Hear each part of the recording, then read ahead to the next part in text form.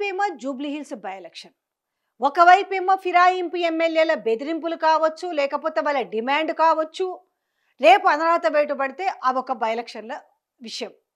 ఇక మెయిన్గా ఏంటంటే లోకల్ బాడీ ఎలక్షన్స్ ఇప్పుడు చావు తప్పి కన్ను లొట్టపోయినప్పుడు నేను చాలా చిత్తశుద్ధితో ఉన్నాను, సో కోట్లకు పోతున్నా కూడా నేను 42% బీసీ రిజర్వేషన్ కట్టుబడి ఉన్నానని చెప్పేసి ఇక్కడ లోకల్ బాడీ ఎలక్షన్కి సంబంధించిన నోటిఫికేషన్ ఇచ్చిరు. 3 దశల్లో ఆ ఎన్నిక జరుపుతామని చెప్తారు. ఇక 3 దశల విషయానికి వస్తే నిజంగానే ఈరోజు లోకల్ బాడీ ఎలక్షన్స్కి భయపడుతారు కాబట్టి 3 ఫేజ్లు పెట్టుకోవాల్సి వచ్చింది. ఒక్క ఫేజ్లో ఈడ్చి పారేయచ్చు మొత్తం, కానీ ఒక్కొక్క ఫేజ్ దశ నుంచి చూసుకుంటూ ముందుకు పోతారు.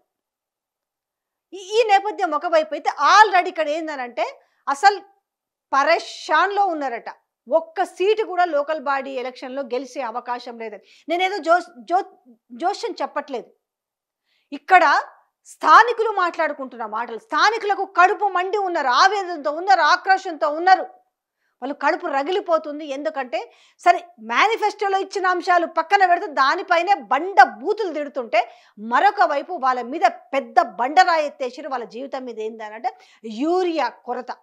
ఒక్క బస్తా యూరియా దొరకడానికి ఎన్ని కష్టాలు పడ్డారు, అసలు వాళ్ళ తిప్పల అంతా ఇంత కాదు. ఆఖరికి పంటని మొత్తం కూడా నాశనం చేసుకున్న పరిస్థితి. ఎందుకంటే యూరియా బస్తా దొరకడానికి ఎంత కష్టపడ్డారు, ఇంకా దొరకని వాళ్ళు ఇంకా ఉన్నారు. ఆ లైన్లలో రాత్రింబవలు, తర్వాత చెప్పుల లైన్లలో పెట్టుకొని, వాటర్ బాటిల్ లైన్లో పెట్టుకొని, రాళ్ళని లైన్లలో పెట్టుకొని అక్కడే సొమ్మసిలి పడిపోవడం కావచ్చు, పోలీసులు నిరసన వ్యక్తం చేస్తే లాఠీ చార్జ్ 3rd డిగ్రీ ప్రయోగించడం కావచ్చు, తర్వాత రైతులు యూరియా బస్తా దొరకలేదని పురుగుల మందు తాగడం కావచ్చు. ఇట్లా ఇన్ని అంశాలని మన కళ్ళ ముందు ఇంకా మర్చిపోలేదు, నిత్యము జరుగుతూనే ఉన్నాయి. ఇలాంటి నేపథ్యంలో వీళ్ళు చాలా తెలివిగా 3 దఫాలు ఇయ్యని రైతు బంధుని తీసుకొచ్చేసి ఒక దఫాలో గొప్పగా మేము 9 రోజుల్లో 9,000 కోట్లు ఇచ్చినామని రైతులను ఏమార్చే ప్రయత్నం చేయబోయారు. కాకపోతే ఆ 9,000 కోట్లను రైతుల ఖాతాలో జమ చేసినామని చెప్తున్న దాని వెనుక ఎలాంటి కుట్ర ఉందనే విషయాన్ని కూడా ఈరోజు రైతులు మర్చిపోలే. ఈ లోకల్ బాడీ ఎలక్షన్ తర్వాత అసలు ఇక రైతు బంధు ఊసే ఉండదు. ఆ రైతు బంధును కాస్త వీళ్ళు రైతు భరోసా చేశారు కదా, రైతు బంధు ఉండదు, రైతు భరోసా ఉండదు అనే విషయం ఈరోజు అందరికీ అర్థమైపోయింది. కళ్ళ ముందున్న పొరలన్నీ తొలగిపోయినాయి. వీళ్ళు పట్టపగల చుక్కలు చూపిస్తున్న అని అందరికీ కూడా అర్థమైపోయిన పరిస్థితి కనపడింది.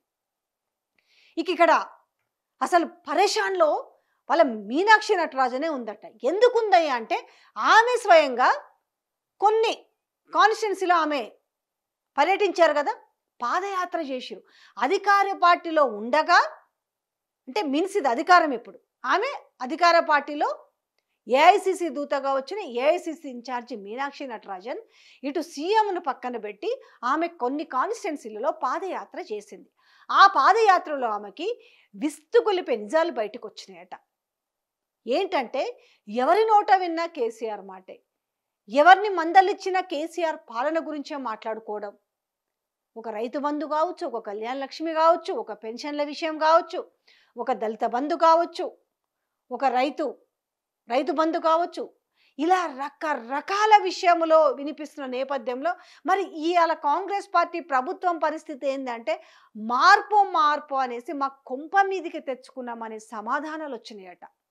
మరి మీరు రేపు లోకల్ బాడీ ఎలక్షన్లు వస్తాయి, మరి మీరు ఓటేయరా? మీకు మొన్న మరి ఇచ్చిరు కదా రైతు బంధు, అదే రైతు భరోసా ఇచ్చిరు కదా, 9,000 కోట్లు 9 రోజుల్లో మరి మీ రైతుల ఖాతాల్లోనే జమ చేసినాం కదా అంటే వాళ్ళు చెప్పిన మాట ఏంటంటే మరి గతంలో ప్రతి సీజన్కి అంటే నాట్లప్పుడు పైసలు ఇచ్చేటోళ్ళు, ఇలా ఓట్ల కోసం పైసలు ఇచ్చిర్రు ఈ ఒక్క సీజన్ అనేసి వాళ్ళు మాట్లాడిరట. అసలు ఆమెకే మైండ్ బ్లాక్ అయిందట. ఓటయ్యారా అంటే ఎవరు వస్తారో మమ్మల్ని వచ్చి అడగమను అనేసి వాళ్ళు చెప్పిన సమాధానాలు అంత కటువుగా ఉన్నాయట. సో ఇక అసలు ఒక్క సీటు కూడా వచ్చే అవకాశం ఎక్కడుంది, అసలు ఈ ప్రభుత్వం మీద ఉన్న పాజిటివిటీ అంశాలు ఏమున్నాయి వాళ్ళు అడిగారట. పోనీ మీరు రుణమాఫీ అని చెప్పారు కదా చాలా గొప్పగా, ఆ రుణమాఫీ అన్న అందరికీ చేసిండ్రా? ఊర్లలో దాదాపు ఒక ఊర్లో 600 మందికి రుణమాఫీ అవ్వాల్సి ఉంటే 150 మందికి, 60 మందికి, 70 మందికి అయింది. మరి మిగతా వాళ్ళం మేము ఎట్లా ఓట్లు వేస్తాము అని చెప్పేసి వాళ్ళు సమాధానం చెప్పిరట.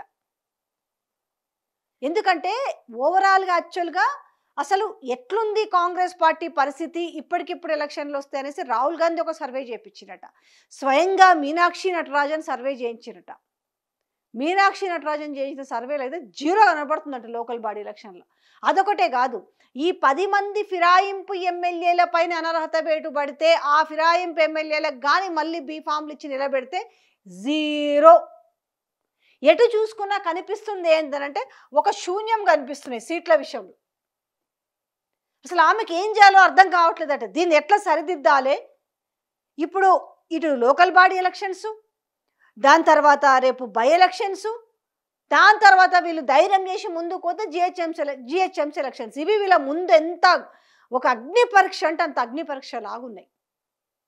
ఎట్లా దాన్ని గాడిన పెడదామన్నా కూడా అయ్యే పరిస్థితి కనపడుతుంది.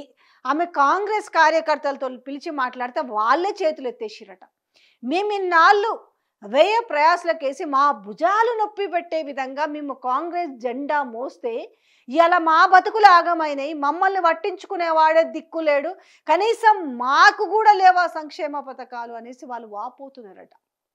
కనీసం మాకు కూడా ఒక యూరియా ఎవడో బడాబాబులు ఎమ్మెల్యే పిఏలో లేకపోతే ఎమ్మెల్యే అనుచరులు బ్లాకులో పోయేసి యూరియాలు అమ్ముకుంటున్న పరిస్థితి. మేము కాంగ్రెస్ పార్టీ కోసం పనిచేసిన మాకు కూడా ఒక్క యూరియా బస్తా దొరకలేదు అని చెప్పి వాళ్ళు బాధలన్నీ చెప్పుకున్నారట. ఈ నేపథ్యంలో ఎట్లుందంటే ఇలా కాంగ్రెస్ పార్టీకి అదే మీనాక్షి మొత్తం అదే సీరియస్ అయిందట. ఒక్క సీట్ వచ్చే అవకాశం లేదు, మీరు ఏం చేస్తారు, ఎట్లా గట్టెక్కుతారు, ఎందుకు ఇంత తెలంగాణలో ఉన్నదే పట్టుమని 3 రాష్ట్రాల్లో ఉంది కాంగ్రెస్ పార్టీ. ఇలాంటి నేపథ్యంలో ఉన్న రాష్ట్రాన్ని కూడా మనం చేజేతులారా వదులుకుంటామా? ఈ పరిస్థితికి మీరు ఎందుకు తీసుకొచ్చిరు? అన్ని అబద్ధాలన్నిటినీ కూడా రాహుల్ గాంధీకి చేరవేసిరు అనేసి ఆమె పిన్ టు పిన్ వీళ్ళందరినీ కూసబెట్టి చెప్పిందట. ఇంకా ఆమె ఏమనంటే తీసుకుపోయి రిపోర్ట్ ఆడ పెట్టింది కాబట్టి చలో అని పిలుస్తారు, నేను ఢిల్లీకి పోతాడు. ఎందుకయ్యా నువ్వు ఇన్నిసార్లు ఢిల్లీకి పోయినావనంటే నేను ఊకుకనే పోయినా, నేను రాష్ట్ర అభివృద్ధి కోసము బీజేపీలో ఉన్న మంత్రుల్ని కలవడానికి పోయినా అని చెప్తుంటాడు. సో ఇది వాళ్ళకి ఎట్లుందంటే క్షణక్షణం ఒక ఉత్కంఠ కూడా కాదు, అసలు ఏమైతుంది మా పరిస్థితి అనే విధంగా. సరే వీళ్ళకంటే చేతులు ఎత్తేసొచ్చు, కానీ ఆ టెన్షన్ ఆమెకు ఉందట. అందుకనే ఆమె మీద ఇన్ని ఆరోపణలు వచ్చినా కూడా, సీఎంను పక్కన పెట్టి ఈమెందుకు సమీక్షలు చేస్తున్న ఆరోపణలు వచ్చినా కూడా తప్పనిసరి పరిస్థితుల్లో చేయాల్సిన గతి ఏర్పడింది అనేది ఒక చర్చ జరుగుతుంది. ఇప్పుడు మీనాక్షికే షాక్ అయిపోతుందంట ఆమె. ఏ సర్వేలు చేసినా కూడా ఎక్కడన్నా ప్రజలు సర్వేలు నమ్ముకోకపోయినా ఆమె స్వయాన్న ప్రజల్లోకి పోయింది కదా, ఆ ప్రజలు చెప్పిన మాటలు కూడా వినింది కదా. ఇక లోకల్ బాడీ ఎలక్షన్స్లో జనరల్గా అయితే చాలా ట్రాన్స్పరెన్సీగానే జరుగుతాయి. ఎందుకనంటే పార్టీ సింబల్ లేకుండా వీళ్ళకున్న ఏకే ఒక ధైర్యం ఏంది, 3 ఫేజుల్లో పెడుతున్నాం. ఒకటి ఎందుకంటే ఆ ఓటమి భయంతో, అంటే ఒక ఫేజ్లో ఎలాగుంది, ఇంకో ఫేజ్లో మనం ఏ రకమైన అరాచకాలు చేయొచ్చు, ఎలా బెదిరించవచ్చు, ఎలా ఓట్లు. అంటే ఇప్పుడు ఏమవుతుందంటే ఇండిపెండెంట్గానే పోటీ చేస్తారు కాబట్టి వాళ్ళందరినీ కూడా మా వైపు ప్రభుత్వం ఉంది కాబట్టి మేము మా దాంట్లోకి తెచ్చుకుంటామనే ఒక ధైర్యం తప్ప. అదే అనిందట సేమ్ మీనాక్షి కూడా, మీరు చేయగలిగే పని ఇదొకటే, కానీ మీకున్న ఫేవర్ తోటి ఎవరన్నా కనీసంగా కాంగ్రెస్ పార్టీకి సంబంధించిన ఇంటర్నల్ అభ్యర్థిని తెలిసినా కూడా తరిమి కొట్టే పరిస్థితి ఉంది కదా అనేసి ప్రస్తుతం ఉన్న ఆమె ట్రెండ్ని చూసి, తెలంగాణలో ఉన్న పరిస్థితులను చూసి ఆమె బీభత్సంగా షాక్ అయిందట. ఆ షాక్ వీళ్ళకు కూడా షాకును కలిగిస్తుందట.